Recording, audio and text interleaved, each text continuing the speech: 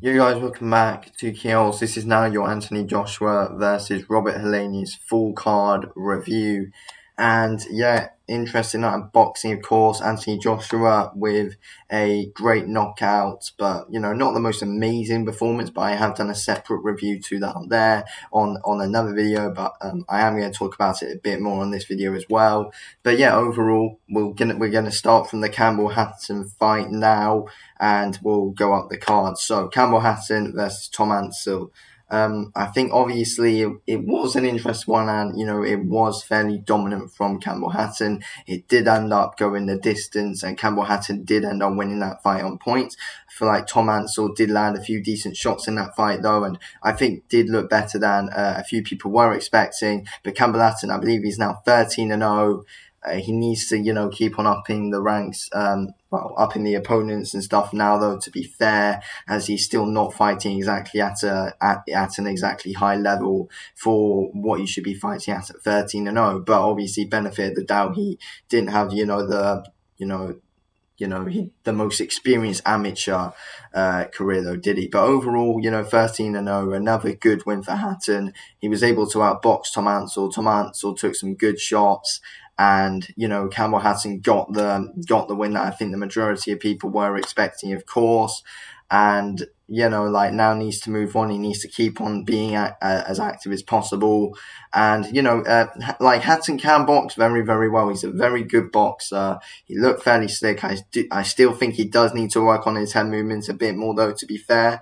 And yeah, but overall, I feel like his footwork's good. But I feel like he does still need to improve on his defense a little bit more, though. But overall, he did have quite a high punch volume in that fight, and I feel like he did look pretty decent. So yeah, good performance from Campbell Hatton.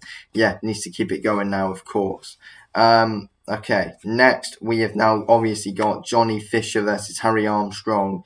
I overall thought that it was a bit. I mean, Johnny Fisher was winning basically all the rounds, but it was, the rounds were way too close than I think Johnny Fisher would have liked. It was more of a bit more of a slugfest than anything. But Johnny Fisher, you could say, was kind of outboxing Harry Armstrong. He wasn't getting hit as much as Armstrong was, but Fisher was getting hit with some hard shots, but I think it was good to see Fisher's chin get tested a bit, and I do feel like that is what Fisher has needed for his chin to get tested. And we can see he can take a good shot, and fair play to Harry Armstrong for going in there and taking some big shots off of Fisher instead of falling over right away like all of Fisher's past opponents have. But overall, I feel like Fisher got hit with too many big shots, in my opinion, which he needs to tighten up in his defense a bit more. But overall, I feel like he used the jab well in that fight, and put some good solid combos together. And he's a very entertaining fighter to watch, Johnny Fisher. Very, very, very entertaining. And I obviously personally really like Johnny Fisher. He's really good to watch, in my opinion. But yeah, I feel like the rounds were a bit too close than they should have been. I think Johnny Fisher won it in round 7, but I mean, I feel like the ref should have stopped it way earlier than what he did. To be fair, Fisher was damaging Armstrong way too much in that fight. To be fair, from round 5, you could see, Fisher's definitely getting this guy out of there. But yeah, I feel like it's a bit too much of a slugfest, and Fisher shouldn't. I feel like he was just getting hit a bit too often. I feel like the defensive Fisher needs to be worked on. But obviously at heavyweight, you never usually see too much head movement. You don't really see a heavyweight apart from probably Fury or Usyk who's actually got good head movement. Really, you never really see it. But yeah, Fisher needs to tighten that defense up a bit more. But it was good to see his chin get tested, and overall, Fisher was never really losing that fight though. It's not like Armstrong wobbled Fisher or anything. He didn't. Fisher was always fully in control, but it just made it a bit too close. I rate the way that Fisher works the body. He works the body really, really well. And yeah, overall, I feel like it wasn't a bad performance by Fisher by any means, and it was an entertaining fight. In my opinion, it was probably fight of the night, to be fair. So yeah, anyway, I enjoyed the fight. Really, really, really enjoyed it. Fair play to both for giving me a war. Johnny Fisher's now Southern Area champion. moving on now, of course, and he's certainly got a really interesting career ahead of him, Johnny Fisher. Really exciting to watch. Anyway, next we got Filip Hrgović versus Dempsey McKean. This was a boring fight, to be honest with you. It was boring as hell to watch. I wasn't even fully paying attention to this one because it was honestly awful to watch. Hrgovic's last two fights have been pretty awful to watch, to be fair. His fight against Zhang wasn't exactly great. I mean, no, that Zhang fight was entertaining, but from if you're looking at it at a Hrgovic perspective, he needs to be better. This man is not beating Usyk. Because he's now mandatory for Usyk, he stands no chance. He's absolutely no chance against any top heavyweight, in my opinion. He's got no head movement, footwork's off a lot. I feel like the only real good thing Hrgovic is really good at is putting it on his opponent. He's not scared. He's got that killer instinct and he can hit hard. Apart from that, he just Hrgovic hasn't really got anything too special about his game, in my opinion, for any of those top heavyweights to worry about. Dempsey McKean took some great shots, and he wasn't exactly really able to cause Hrgovic much issues, to be fair. Dempsey McKean didn't really do much, but, I mean, neither did too much, to be fair. It was a really boring fight. Hrgovic is nothing special, to be fair. He's nothing special. I don't really see him being able to cause too many people issues, to be fair. But, I just feel like he needs to move around a lot more. Defensively, he needs to improve. Offensively, he needs to improve as well. He's not at world level, in my opinion. He's below that elite level, to be fair. Definitely. He's not elite. He gets absolutely schooled and knocked out by Usyk, in my opinion. AJ would destroy him. Wilder would obviously knock him out. White would destroy him. Dubois would destroy him. Joyce would destroy him. Zhang, in my opinion, destroys him in a rematch, and Zhang got robbed the first time anyway. But yeah, not a good performance by Hrgovic. He ended up getting McKean out of there in the 12th round, I think it was. But one thing I fully do rate about Hrgovic is, body work. He works the body well. He puts it on you and works the body really, really well and breaks you down to the body. That's what I rate about Hrgovic. But he's going to find it hard to get into range against someone like AJ, against someone like Wilder, against someone like Fury, against someone like Usyk. And Wilder, but overall he won't be able to compete with the top heavyweights, in my opinion. Hrgovic, that's simply what I think. Anyway, moving on, we got Derek Chisora versus Gerald Washington in our co-main event. I personally think Washington actually won this fight, to be fair. It was not a good watch. Chisora must retire. I really like Chisora. He's probably my second favourite heavyweight after AJ. But I think he must hang the gloves up. He must hang the gloves up now, Chisora. It was not good to watch at all. I did have Washington basically boxing his head off, and I feel like Washington used that jab really, really well. I feel like that knockdown should have counted as a knockdown, personally. It did look like a knockdown, in my opinion.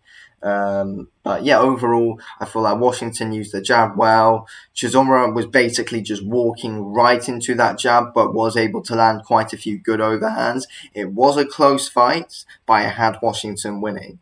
But, I feel like but for Washington to be able to sway the judges, who were obviously going to be in Chisora's favor, Washington would have needed to do a bit more, if you get what I'm trying to say.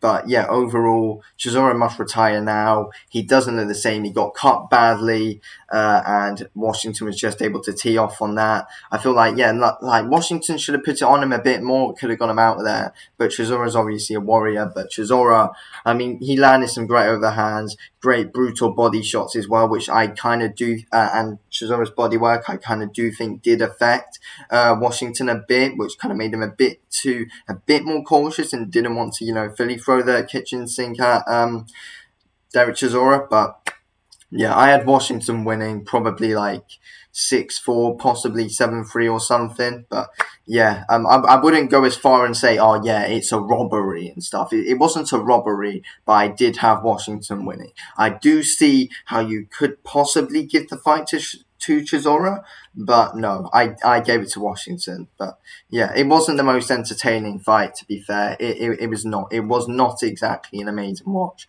But yeah, I hope that was Chisora's last fight. Go out on a win. That's what he needs to do. And yeah, but I don't think he will retire. But that's a good fight to go out on. You fought on, in front of a sold out O2 arena on an AJ undercard. You got a good paycheck out of it. Probably got a good paycheck out of it. Got a win. Retire now, Chisora. I think Washington should as well. He's getting old now, but now Washington. I know. It's an interesting one. Anyway, on to our last fight, our main event of the evening: Anthony Joshua versus Robert Helenius. AJ, I think, worked Shab really, really well in that fight. Obviously, AJ got a brilliant one-punch knockout in round 7. But, AJ, I think, we did see some improved footwork under Derek James for AJ. And I feel like under Derek James, I feel like Anthony Joshua is working on that technical side of things, to be fair. He's seeming more like a boxer. I don't know why, but it just doesn't look like Anthony Joshua really trusts his own chin, to be fair. It just doesn't look like that to me. He does not really trust his chin and is too cautious. And, we want to see that killer instinct from AJ. And AJ's a combination fighter. He's a brilliant combination fighter, in my opinion, to be fair. He's amazing just the way he throws his combinations. But he didn't throw any combinations yesterday. He didn't throw, he just didn't. He hardly threw the right hook. And but it's obviously a right straight that knocked Helenius out. But AJ didn't throw his combos, and as a combination, as a brilliant combination fighter, he's declined massively in it. And ever since that Ruiz fight, he's just become too cautious. But overall, we did see some improvements in AJ's game, though, to be fair. We did, which was good to see. The jab of AJ was on point. It was absolutely amazing, in my opinion. I think it was really good. To be fair, and his footwork was improved. Like, if you look at that knockout closely from AJ, you will see the way he moves his feet into that knockout punch was really good, and was moving around the ring fairly well in the earlier rounds. Slowed down a little bit, though, as the fight went on with the footwork. But and AJ did work the body well, but overall, the tempo that AJ fought at was way too slow, in my opinion. And I feel like, he got hit with too many shots, in my opinion.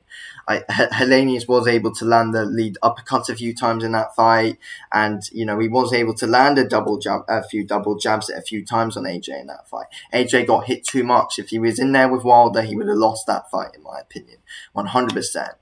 To be fair, if he was in there with White, that I still feel like AJ would have been able to beat White. To be fair, I feel like he would have been able to outbox White. After seeing that, I feel like AJ and White probably would have gone the distance. But yeah, overall, AJ's got big things to improve on. If he wants to beat Deontay Wilder, he's got big things to improve on. AJ said in his after-fight interview that he wants to at least get out 2 more times this year. I doubt that will happen, because then it came out that apparently Eddie Hearn's declared that he wants to finalise AJ and Wilder in the next couple of days. What I want to see AJ fight one more time. I want to see him fight either probably like someone like Otto Wallin or Frank Sanchez or someone like that. That's what I want to see from AJ. I want to see him fight one of them. To be fair, that's what I think. He should fight Wallin or Frank Sanchez or someone. Then you can possibly move on to that Deontay Wilder fight. But as of now, I just feel like we need to see a bit more from AJ. But to be fair, though, I feel like, obviously AJ was training for a smaller fighter in Dillian White. Helenius was taller. So, obviously, AJ did need to fight, had a bit more time to find his range. But he did work his range well. We did get his distance well. But still, though, it's just not the same Anthony Joshua anymore, is it? No combinations through. He didn't throw out the uppercut. Yeah.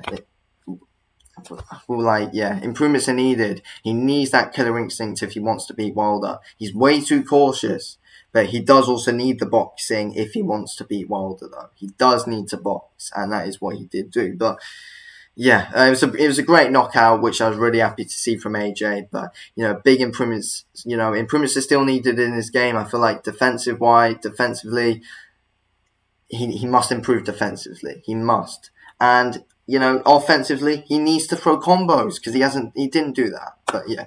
Anyway, I'm going to end this video here. Thanks for watching the video, okay? I'll speak to you in a bit. Anyway, thanks for watching. Peace out.